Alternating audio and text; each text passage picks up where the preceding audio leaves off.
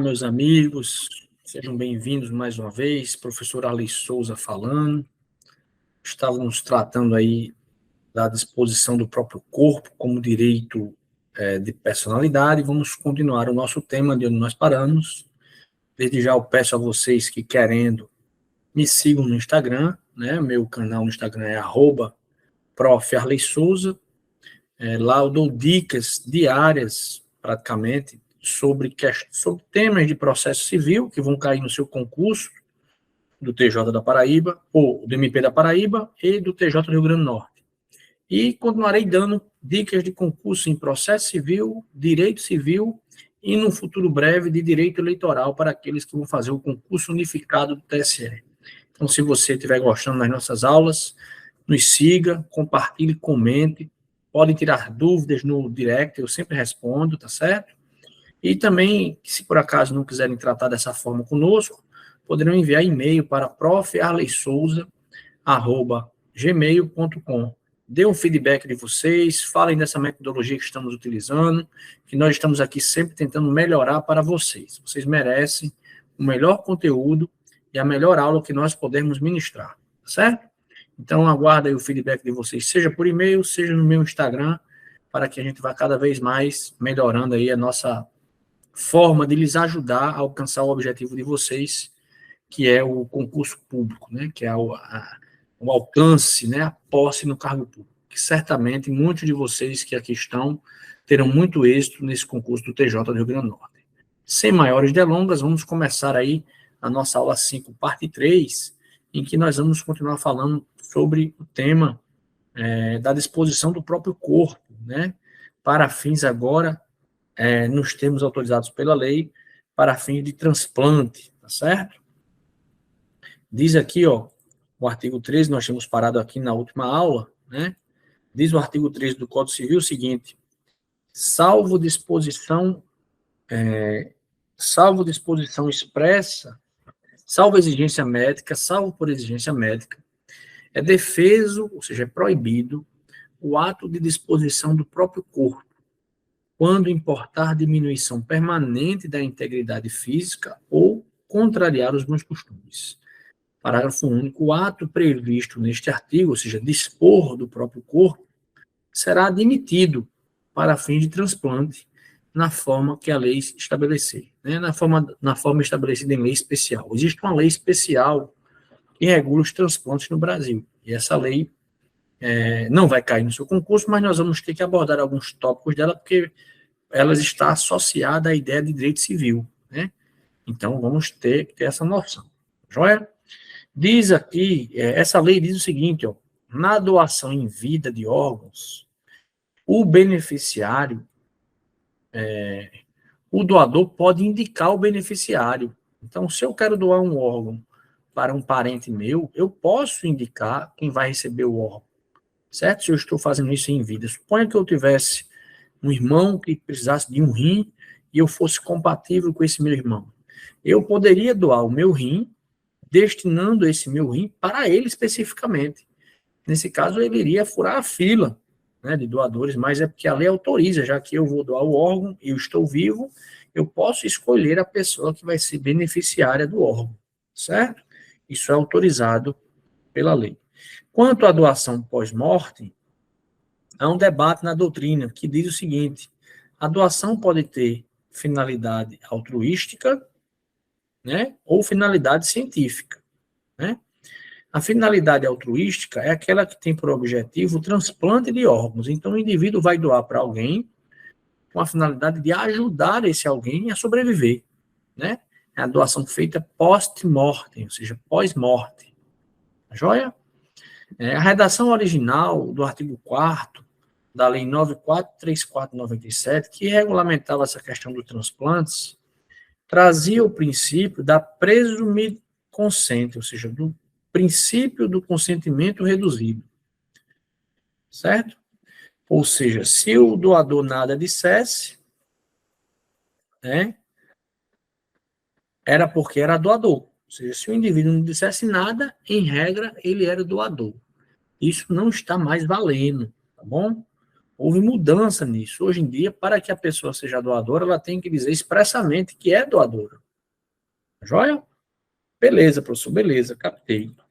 Além disso, o enunciado 227 do Conselho da Justiça Federal diz o seguinte, ó, o artigo 14 do Código Civil, ao afirmar a validade da disposição gratuita do próprio corpo, com objetivo científico ou altruístico, para depois da morte, determinou que a manifestação expressa do doador de órgãos em vida prevalece sobre a vontade dos familiares. Então, se eu gostaria, né, de doar meus órgãos após a minha morte, e eu deixo isso claro, né, numa manifestação de vontade segura, clara, essa minha manifestação deve ser respeitada pelos meus familiares. Ela deve prevalecer caso os meus familiares não queiram promover a doação, certo? É isso que dizia o enunciado 227 do Conselho da Justiça Federal. Joia? Assim, meus amigos, a aplicação do artigo 4º da Lei 9437 de 97 ficou restrita à hipótese do silêncio do doador. Ou seja, se o indivíduo não tiver dito nada sobre o fato de ser ou não doador, aí sim, né, vai caber à família decidir se vai doar ou não os órgãos do decujus, né, daquele que faleceu, certo? Mas, se ele tiver deixado manifestamente esclarecido isso, aí tem que se respeitar a vontade do doador. Bom, é isso que é o entendimento que vigora atualmente no enunciado do Conselho da Justiça Federal e interpretando-se, né, as leis que falam de transplante no Brasil. Em regra, assim, prevalece a vontade do falecido, autorizando ou proibindo a doação de seus órgãos, né? Ou seja, o falecido, mesmo pós-morte, considerando que o órgão é seu, continua sendo o titular do direito de personalidade, certo? Tanto é que a sua vontade tem que ser observada. Somente no silêncio do falecido é que deve ser observada a manifestação da vontade dos parentes. Show de bola. Essa é uma forma de doação dos órgãos. A segunda é para a finalidade científica. É aquela em que a pessoa destina o seu corpo inteiro ou em parte a pesquisas de caráter científico e a escolas de medicina. Então, é possível também que se doe o órgão para a finalidade científica. Joia? O artigo 2º da Lei 8501 de 92 diz o seguinte, ó, o cadáver não reclamado junto às autoridades públicas, no prazo de 30 dias, poderá ser destinado a escolas de medicina para fins de ensino e de pesquisa de caráter científico. Então, o cadáver não reclamado junto às autoridades públicas poderá ser encaminhado no prazo de 30 dias para as escolas de medicina. Outro direito, meus amigos, de personalidade é o direito ao sexo, né? O direito ao sexo está diretamente associado à dignidade da vida, ao princípio da dignidade humana. Então, trata-se de direito de personalidade, certo? E esse direito ao sexo está associado aí a 3 vertentes, né? Direito de ter liberdade sexual para a realização dos atos sexuais, né? Tanto é que até mesmo os presos, para garantir a sua integridade física e psíquica, possuem esse direito autorizado pela lei em alguns casos, certo? Também decorre do direito ao sexo ou à liberdade sexual, diríamos assim, o direito à obtenção de prótese peniana, né? Nesse caso, é um tratamento que o Estado tem o dever de pagar porque é uma questão de saúde, certo? Que garante uma vida digna ao titular do direito, que, por exemplo, precisa de uma prótese, né? Beleza, professor, beleza. Direito à liberdade sexual, é esse o direito também de personalidade de cada um, porque a vida sexual equilibrada, exercida de forma equilibrada, ela é um direito fundamental e faz parte da vida digna, né? Faz parte de um direito de personalidade. Também está associado a essa ideia, ao direito de personalidade em relação ao sexo, o direito à alteração do sexo. E isso está muito debatido atualmente na sociedade, por isso eu resolvi trazer nessa nossa aula, na medida em que pode ser que caia questões na sua prova desse tema, né? E aí a gente tem que ser objetivo nas respostas e no debate jurídico. Não deixar nos levar por perspectivas pessoais que temos ou ideológicas. Temos que focar naquilo que diz o ordenamento jurídico vigente, certo?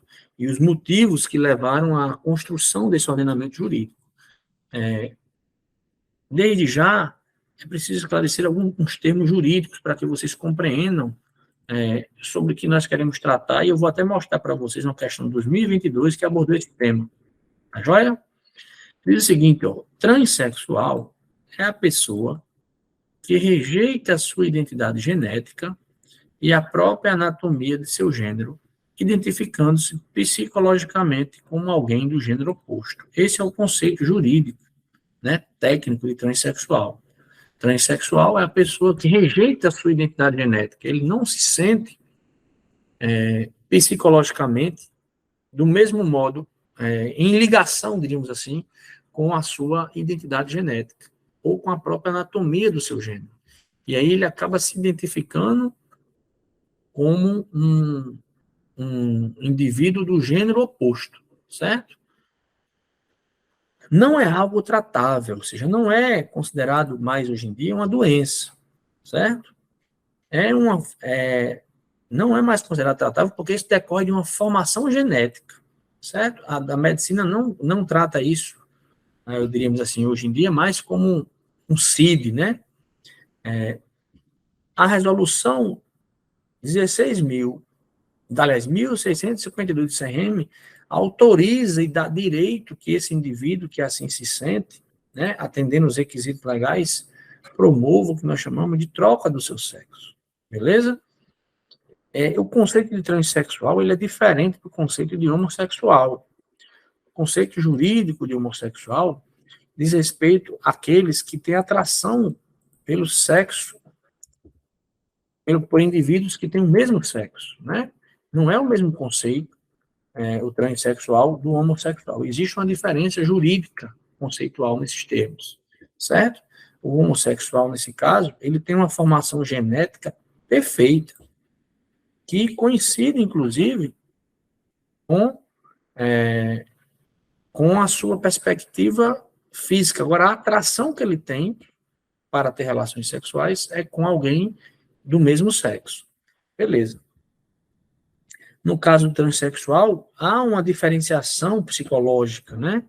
Transtorno nesse sentido aqui é disfunção psicológica. A psique do indivíduo, né, não está de acordo com o corpo físico que ele possui, né?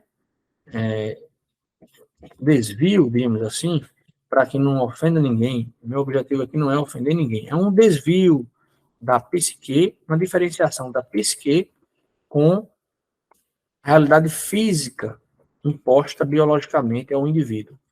Nesse caso, ele é chamado de transexual. E esse indivíduo tem direitos, certo? Já regulados pela nossa norma jurídica, certo? Ele pode solicitar cirurgia de mudança de sexo e pode também mudar o seu nome para, ou seja, o seu prenome, né, para um nome que coincida com o gênero para o qual se identifica, certo? Ou seja, ele pode mudar o seu nome e o sexo no registro de nascimento e nos documentos. Esse é um debate que está muito aí na moda e é importante eu trazer para vocês porque poderá ser cobrado em sua prova. Então, transexual, resumindo, é aquele que não se identifica psicologicamente com o seu organismo biológico, né, e com o seu gênero biológico. A lei protege o direito desses indivíduos de solicitar alteração, quando possível, né, do seu corpo biológico, digamos assim, ou seja, realizar a cirurgia de troca de sexo, bem como autoriza também a possibilidade desse indivíduo mudar o seu nome, ou seja, o seu prenome, tá certo? E como isso está muito em voga, esse debate de vez em quando tem surgido aí nas mídias, nas redes sociais, pode ser que esse debate influencie o examinador, né? E nesse sentido, influenciando o examinador, a gente tem que estar atento a esse tema, sem focar em polêmicas, mas focando no que pode vir a cair na sua prova. Tá joia? Então, em virtude disso, eu já trouxe até uma questão aqui, ó, de 2022, uma questão recente da banca FGV, que se caiu em 2022, poderá cair novamente, meus amigos. Então, a gente tem que estar atento a esse tema. Ou seja, professor, quem é transexual pode trocar o seu nome, o seu prenome, as informações constantes no seu registro de nascimento, no seu título eleitoral? Sim, pode, certo? Mirando incluir essas pessoas e permitindo-lhe o direito de personalidade ao nome com o qual ele se identifique psicologicamente, é permitida essa mudança de nome pelo ordenamento jurídico brasileiro. Joia? Diz aqui a questão de 2022, ela diz o seguinte, ó, questão, tudo bem, para um cargo de juiz de direito, uma questão que não é tão fácil, né? Mas o importante é o tema que ela trouxe, que eu gostaria de abordar com vocês em aula, porque eu aposto numa questão nesses termos, tá certo? No que toca a noções de direito civil. Então, tomara que eu esteja certo, talvez já esteja aqui adiantando a questão da prova de vocês. Se for, vai ser sorte, eu não faço parte da banca FGV, tá bom? Mas como é um tema muito recorrente na mídia, às vezes isso acaba influenciando o examinador e permitindo que ele construa questões debatendo esse tema. E esse tema está diretamente associado à nossa matéria de direito civil. Então, vamos lá para a questão. Diz a questão o seguinte: o Supremo Tribunal Federal, no recurso extraordinário 670-422 do Rio Grande do Sul, com repercussão geral, em que foi relator o ministro Dias Toffoli, decidiu sobre transgêneros. Transsexuais ou transgêneros também podem ser chamados, tá certo? Sobre a referida decisão, assinale a alternativa correta. Nesse recurso extraordinário aqui, com repercussão geral, fixou-se a tese do seguinte, ó, é direito fundamental subjetivo do transgênero, também pode ler transexual, certo? A alteração de seu prenome e de sua classificação de gênero no registro civil, certo? É possível isso aí, é direito fundamental dele, direito de personalidade dele, associado àquela ideia do direito ao sexo, que nós estávamos debatendo, ok? Não se exigindo, para tanto, nada além da manifestação de vontade do indivíduo, o qual poderá exercer tal faculdade tanto pela via judicial como diretamente pela via administrativa, ou seja, ele pode ir diretamente no cartório de registro de pessoas físicas e solicitar administrativamente essa alteração. Essa é a resposta correta da questão. Bom, então eu quis trazer essa questão, esse tema, porque, repito, é um tema que está na moda, né? E o que está na moda pode vir a cair. Caiu em 2022 numa prova de juiz. Continua sendo debatido na sociedade, no parlamento, nos veículos de comunicação de massa. Questões envolvendo essas, né, as pessoas que se enquadram nesse conceito de transgênero, né? Que proteção jurídica eles terão? E o Supremo disse, em repercussão geral, que eles têm direito fundamental de promover essa alteração do seu nome, na figura do prenome, né? Não no nome da família, mas no prenome, e de sua classificação no gênero civil, mudando para lá a sua classificação. Se lá tinha menino, pode colocar menina, certo? E vice-versa. Ele pode alterar o registro civil, baseado em quê? Na mera manifestação de vontade do indivíduo, certo? E ele poderá exercer essa vontade tanto judicialmente, como diretamente no cartório, por meios administrativos. Tranquilo, doutores? Então, essa é a resposta correta, né? Vocês já entenderam o debate da ideia. Vamos continuar a nossa exposição aqui para falar ainda de mais alguns temas, talvez esse menos em voga, em moda, mas eu tenho que abordar também com vocês. Ó. Direito à determinação do sexo para quem é hermafrodita. Hermafroditas são aquelas pessoas que possuem órgãos internos femininos e órgãos externos masculinos, ou vice-versa. Ou seja, o indivíduo nasce com os dois, no seu sistema reprodutivo, com as duas genitálias, digamos assim, com os dois órgãos reprodutivos no seu corpo, por uma deformidade genética, né? Por uma alteração genética no seu corpo e na sua formação, na formação do seu corpo embrionário, certo? E, nesse caso, o que é que pode acontecer com eles? Qual é a proteção que eles possuem? Essas pessoas possuem direito a determinado sexo, é uma escolha deles. Eles é quem vão escolher qual vai ser o sexo que vai ser, que vai constar nos seus documentos e com os quais eles vão se apresentar. Certo? Beleza, meus amigos? Temazinho aí interessante, novidade, né? Principalmente esse dos transexuais. Vale a pena vocês terem bastante atenção. Também, o hermafrodita terá direito à alteração do nome e do sexo no registro de nascimento, tanto quanto dos transgêneros. Show de bola, professor, show de bola. Compreendi bem. Direito ao tratamento médico, né? Direito ao tratamento médico. Eu trouxe aqui, ó, logo de cara, para a gente debater, uma jurisprudência, certo? Do TJ do Rio Grande do Sul, beleza? Vamos debater aqui o que disse essa emenda desse julgado, né? Que aí a gente vai partir dos conceitos a partir do julgado. Ementa, execução, condenado com grave enfermidade, prisão domiciliar, regime semiaberto, possibilidade. Com preciosidade, já se afirmou Radbruch, que é um doutrinador, filósofo do direito, que o direito deve se prolongar para fora de nós mesmos, para que o façamos coincidir com a realidade, aplicá-lo de acordo com as necessidades do caso concreto. Muitas vezes, será necessário abandoná-lo diante dos princípios e dos sentimentos de equidade que todos os homens se orgulham de possuir. É que ocorre, na hipótese em tela, como destacou a magistrada em sua decisão, restou comprovada a gravidade da enfermidade do apenado, bem como a necessidade que o mesmo tenha cuidados especiais. Diante disso, negar-lhe o benefício da prisão domiciliar seria impor ao mesmo padecimento sobremaneira severo.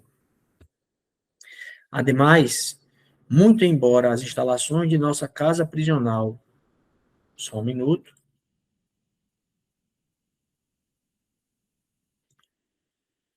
estejam em boas condições, o ambiente pode determinar complicação da saúde, que restou debilitado pelo transplante. Ou seja, nós tínhamos aqui nesse caso, meus amigos, um apenado que tinha feito um transplante e que estava cumprindo pena, que tinha uma enfermidade grave. E em virtude do direito personalíssimo, né, do direito de personalidade, a ter um tratamento médico adequado, foi-lhe garantida a prisão domiciliar, em virtude da condição dele de transplantado, que deixa o indivíduo bastante debilitado, certo? E que foi reconhecido em juízo essa possibilidade. Tá joia? Então, o direito à saúde, né, do indivíduo é um direito também de personalidade, de proteção da sua saúde. Tá joia? Beleza? Então, tranquilo, né? Direito à recusa ao tratamento médico. O artigo 15 do Código Civil diz: ninguém pode ser constrangido a submeter-se com risco de vida a tratamento médico ou intervenção cirúrgica. Ninguém pode ser constrangido, está expresso no Código Civil 2002, certo? Ninguém pode ser constrangido a tratamento médico, a submeter-se com risco de vida a tratamento médico ou intervenção cirúrgica. Essa é a disposição do Código Civil, artigo 15, expressa, certo? Então, você, do mesmo modo que você tem um direito ao tratamento médico, você tem direito a recusar o tratamento médico, certo? E aquele tema, professor, das testemunhas de Jeová, que não querem se submeter à transfusão de sangue, mesmo com perigo de vida, o que é que deve se fazer? O que é que a jurisprudência diz? Então, eu trouxe aqui para vocês uma jurisprudência, ó. Apelação civil, transfusão de sangue, testemunha de Jeová, recusa de tratamento, interesse em agir. Diz um enunciado da ementa: carece de interesse processual, o hospital, ao ajuizar demanda no intuito de obter provimento jurisdicional que determine a paciente que se submeta à transfusão de sangue. Não há necessidade de intervenção judicial, pois o profissional de saúde tem o dever de, havendo iminente perigo de vida, empreender todas as diligências necessárias ao tratamento do paciente, independentemente do consentimento dela ou de seus familiares. Recurso desprovido. Qual foi esse caso aqui? O hospital, com medo de sofrer responsabilização, entrou em juízo pedindo que o tribunal autorizasse que se realizasse transfusão de sangue para uma paciente que era testemunha de Jeová e que se recusava a fazer o tratamento. Aí o tribunal disse que o hospital não tinha interesse de agir e que o médico, por uma própria obrigação da profissão e um dever de juramento e dos regramentos médicos e do CME, do Conselho Nacional de Medicina, né, já teria obrigado a fazer isso independentemente do consentimento dela ou dos familiares. Então, no momento de urgência, o médico, portanto, por um dever de ofício, já deve utilizar todas as diligências necessárias ao tratamento do paciente, muitas vezes sem ouvi-la ou sem ouvir os seus familiares, certo? Assim, meus amigos, a princípio, a recusa à transfusão de sangue deve ser respeitada pelo médico, a princípio, certo? Em regra, existe tratamento alternativo. Quando não existir tratamento alternativo, o posicionamento majoritário dos tribunais é no sentido de que prevalece o direito à vida em face do direito de liberdade de crença, primando, que decorre, né, do primado do direito à vida. Bom? Beleza? Professor, e se a transfusão foi feita sem o seu consentimento? Os tribunais têm entendido pela impossibilidade de serem pleiteados danos morais em face do médico ou da entidade hospitalar, pois o médico teria agido no estrito cumprimento do dever legal. Ou seja, quando alguém está no perigo de vida e o médico toma todas as diligências para salvá-lo, inclusive determina a transfusão de sangue, não poderá esse alguém, em virtude da sua liberdade religiosa, depois dizer que teve a sua liberdade religiosa ferida e querer buscar indenizações em face desse médico ou do hospital. Por quê, professor?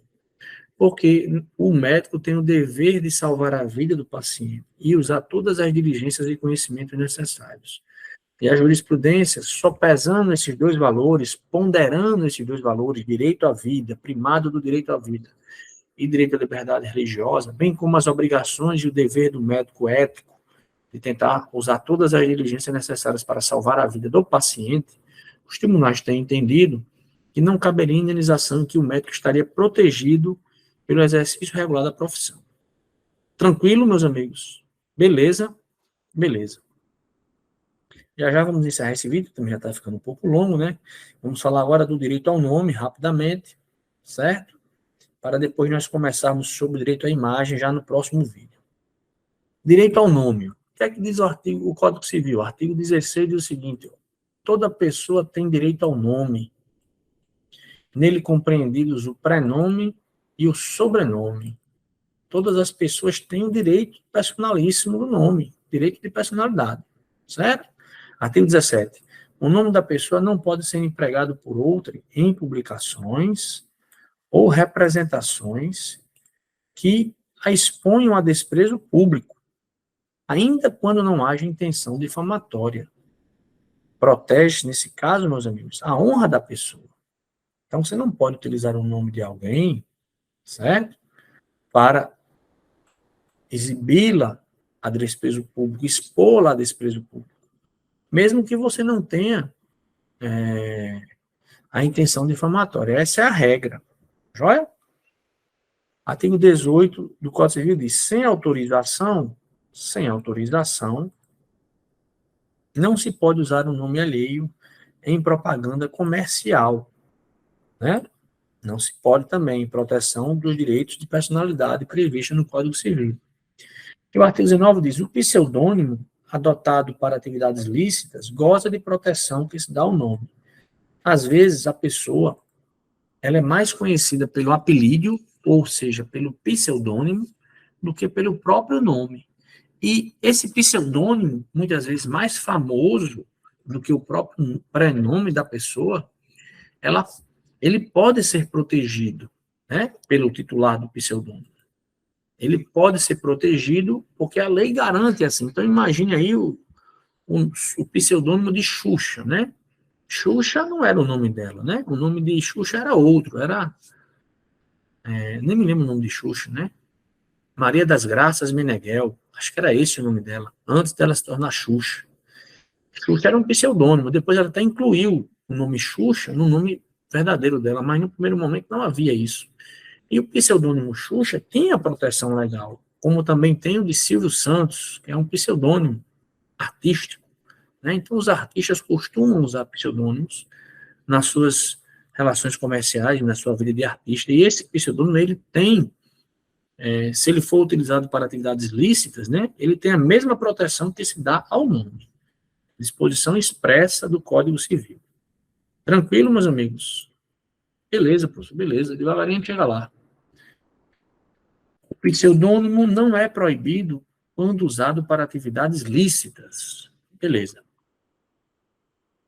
O pseudônimo não é proibido quando usado em atividades lícitas.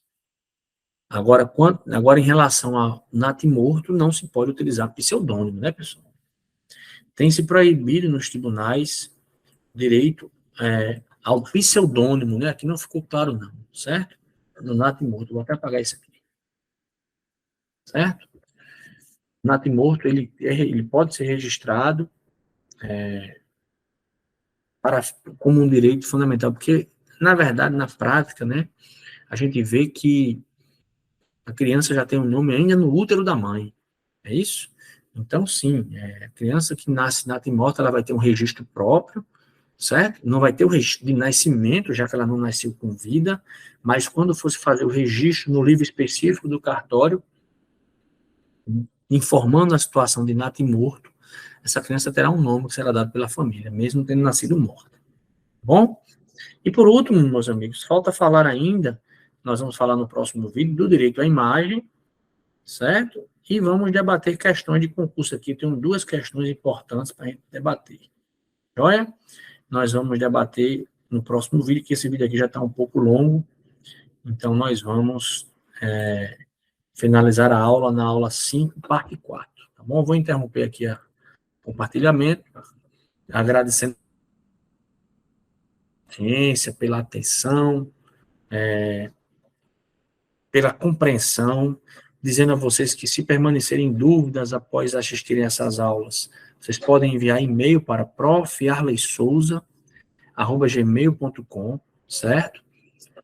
Pedir a vocês que assistam as aulas numa sequência lógica, que na nossa apostila tem vários exercícios de forma lógica, crescente, e nós ainda deveremos ter uma aula de exercícios, mas na proximidade do concurso. Então, nessa aula de exercícios que eu devo ministrar para vocês, talvez até ao vivo, aí nós vamos debater mais questões para que, quando vocês chegarem no dia da prova, vocês estarem seguros e poderem acertar ali as 5 ou 6 questões que vão cair na sua prova. Tá bom?